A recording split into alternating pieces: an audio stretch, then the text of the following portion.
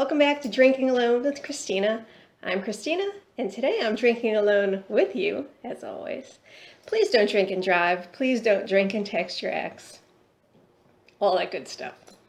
So today I wanted to do something a little bit different. Because I was just kind of talking to you with nothing really in mind. And with today's drink, I wanted to have a sort of related activity. So to switch things up even a little bit more, I'm going to do a thing that I know that I never do, and that is have an ice cube, because I'm having Bailey's Irish Cream on the rocks. And as I've mentioned, this is one of the few things that I will actually use ice with. So because this is a sort of a nightcap sort of drink, I wanted to have a sort of nightcap activity to go with it. So I'm going to read you a book. Let me take a sip of this first. God, that is so good. And it really is good cold. So when I was a kid, I come from a very big reading family. And one of the books that I kind of learned to read with, and actually learned to read by reading to my mother. You know, she would read to me, but this is a book that I read to her to help me learn how to read. It was called Old Black Witch. This is, I don't know, top 2 favorite books from my childhood. The other one is Miss Susie, about a squirrel.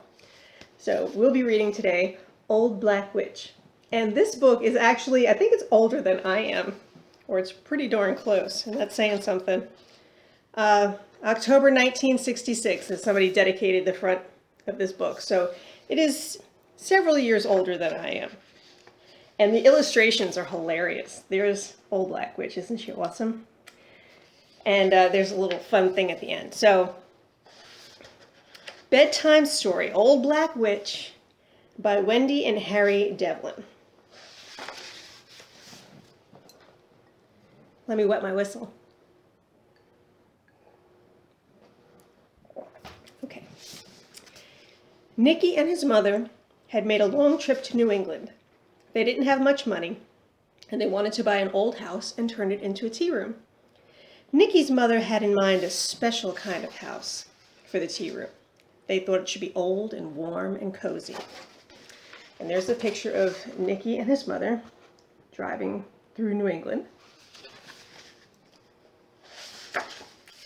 They looked and looked for such a house. At last they found a man who said he had just the right house for a tea room. He said it was old and warm and cozy. He really thought it was old and broken down and dreadful.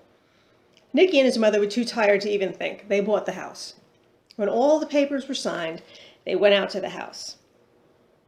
So they apparently never looked at it. Hey, let's buy real estate sight unseen. That's a good idea. Nicky's mother opened the squeaky old door with the rusty key. The sun had gone down and the house was dark and chilly. Nicky began to build a fire in the big fireplace. The fire did not start very easily, and puffs of smoke soon filled the room. Suddenly, squawk, thump, and down from the chimney fell a big black mess. There's Nicky trying to light the fire, and something has landed in the fire. It was covered with cobwebs and made terrible sounds. It stumbled out of the fireplace into the room. From its long pointed hat to its long pointed shoes, it was covered in ashes. It was a fright. It was furious, and it was an old black witch. Old Black Witch glared into Nicky's face. "Who told you to build a fire in my fireplace?" she shouted, stumping around and shaking her broom. "Jump in, Jehoshaphat, you've scorched my blasted broomstick." "This is our fireplace and our house because we bought it," Nicky said politely. "And what are you doing in our chimney?" Old Black Witch had expected to see the boy scream in fright and climb the closest curtain. Now she looked hard into Nicky's face. She pointed a long, crooked finger at the tip of Nicky's nose. And Nicky's mother just hanging out in the background going, "Oh my.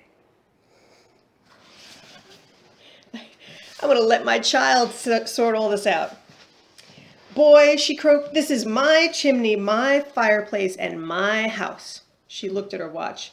"Giblets," she screeched. "I have been asleep for 100 years. Now you just skedaddle. This is my house. Scoot, boo, scat, run." Nicky's mother, who could hardly believe what she saw, now spoke to Old Black Witch. Oh, now she speaks to her. We bought this house to make a warm, cozy little tea room with red checkered curtains, bunches of Sweet William on the table, and homemade biscuits with honey. And blueberry pancakes, added Nicky. Bats! Screamed Old Black Witch. Over my dead body. This house must have big cobwebs in the corners, black curtains, some old toads in the fireplace, and 3 inches of dust on the floor. Old Black Witch cracked her knuckles, popped her eyes, and made awful noises. Nonsense, Nicky's mother answered calmly. Then what will become of me? Muttered Old Black Witch. There aren't many old broken-down houses left, you know. Well, if you'd really like to stay, you may have a room in the attic, said Nicky's mother. Oh, really? A room in the attic in my own house? Okay. Old Black Witch grumbled all the way up to the attic. But after some banging around, she settled down in a little room under the rafters. Oddly enough, this little room pleased Old Black Witch. The cobwebs hung heavy with dust, and a family of squeaky bats nested near the roof. There the wind blew, the shutters bumped, and the old beams made spooky music. She would have liked some pets, such as a few spotted toads. Yes, she thought, a couple of spotted toads would have suited her nicely. And look, Old Black Witch is settling very happily into her attic room. She's so happy. There's a little mouse. Downstairs, Nicky and his mother began the hard work of fixing up the old house. The cleaning, scrubbing, painting, and polishing went on for weeks. Old Black Witch wasn't much help. She switched around on her scratchy old broom, flitting from stair posts to corner cupboards, shrieking and cackling and making rude remarks about the way things were going. Well, what do you expect? She's an Old Black Witch.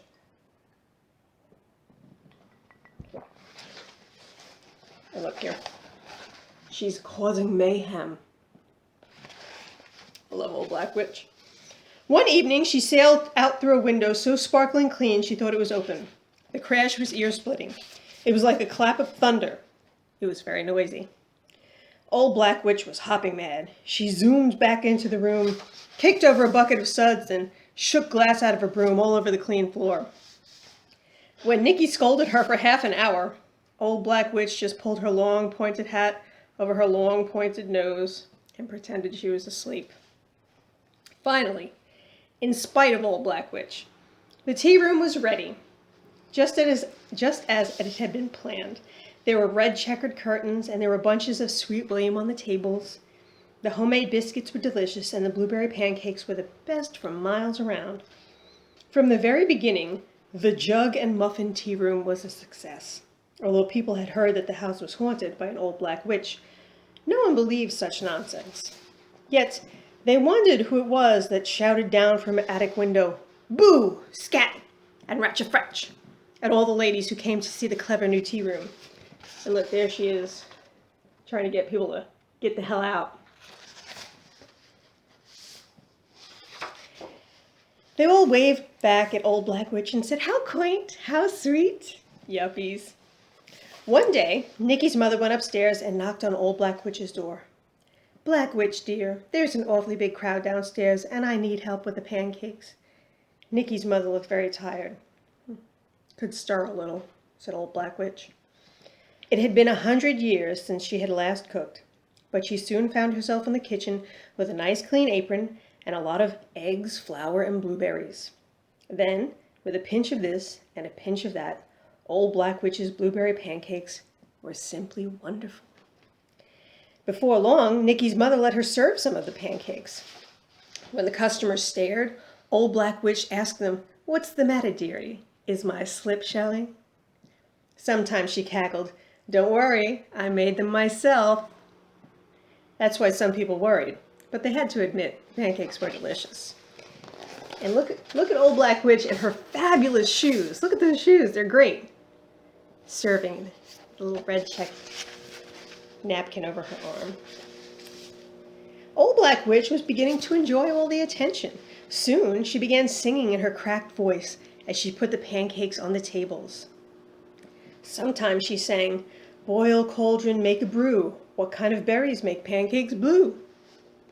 Or, Boil and bubble, dance a jig. If you eat all these, you're a polka dot pig. Oh, I'm sure the customers like being called a polka dot pig.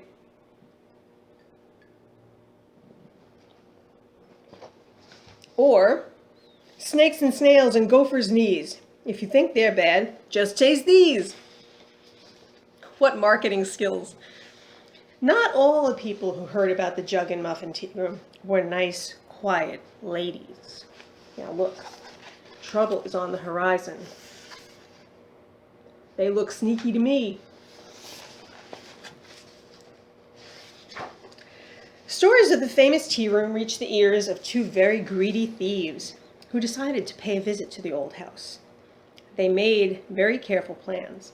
They put on their sneakiest sneakers, and with a final shh, they made their way through the dark. The night was blue with a great lemon moon peeking through the trees. It was Old Black Witch who heard them. She tiptoed down from the attic. In the light of that great lemon moon, she saw the thieves shaking money from the sugar bowl into a bag. Her face wrinkled into a smile, and her eyes glowed in the corner where she hid. Old Black Witch knew evil, and believed in it to a point. These were her kind of people. She was about to cackle, "Go to it, boys," when she realized they were stealing from her. After all, her blueberry pancakes had made the money in the sugar bowl. Sudden fury made her hop up and down. She banged the floor with her broom. I want to show you Old Black Witch peeking down and being like, yeah, steal, until she realized it was not good. And then I'll show you a picture of the thieves, who actually are not drawn to look terribly bright, are they?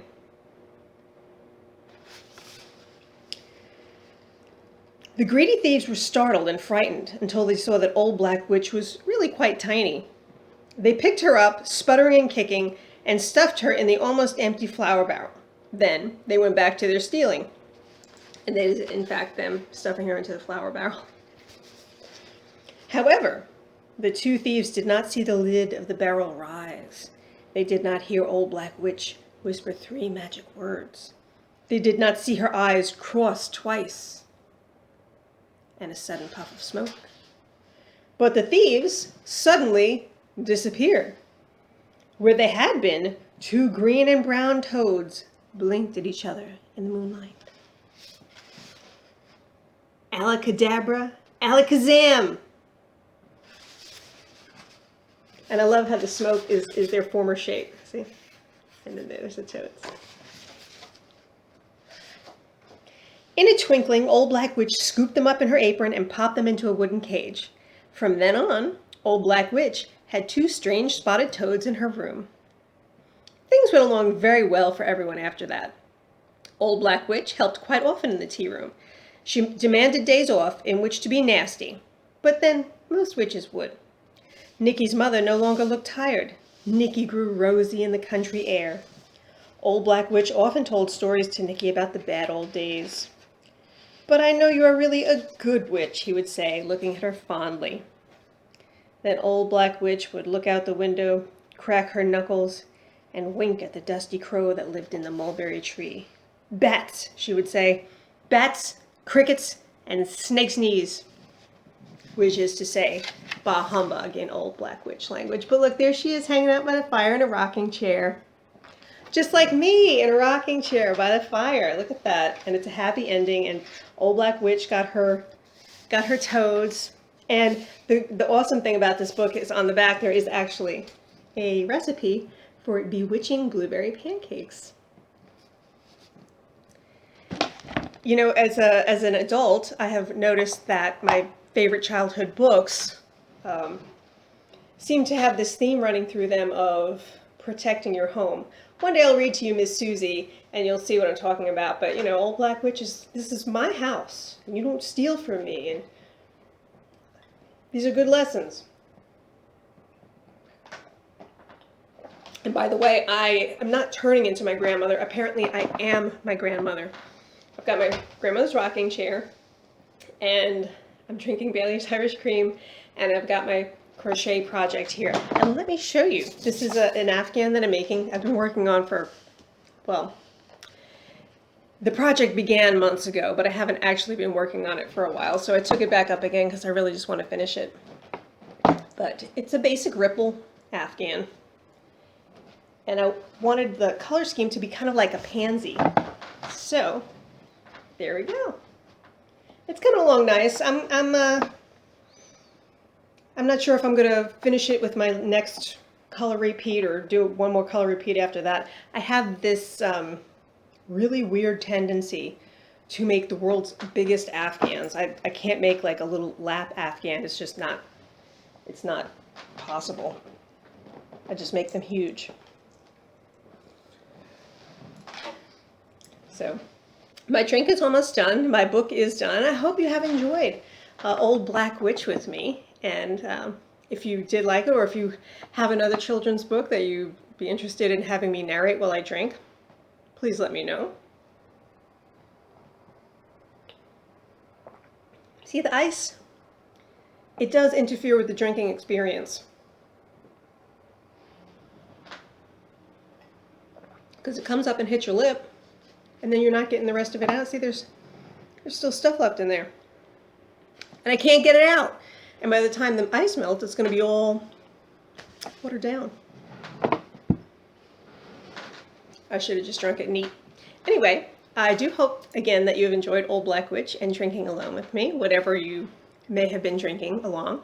And please subscribe if you'd like to drink alone with me in future.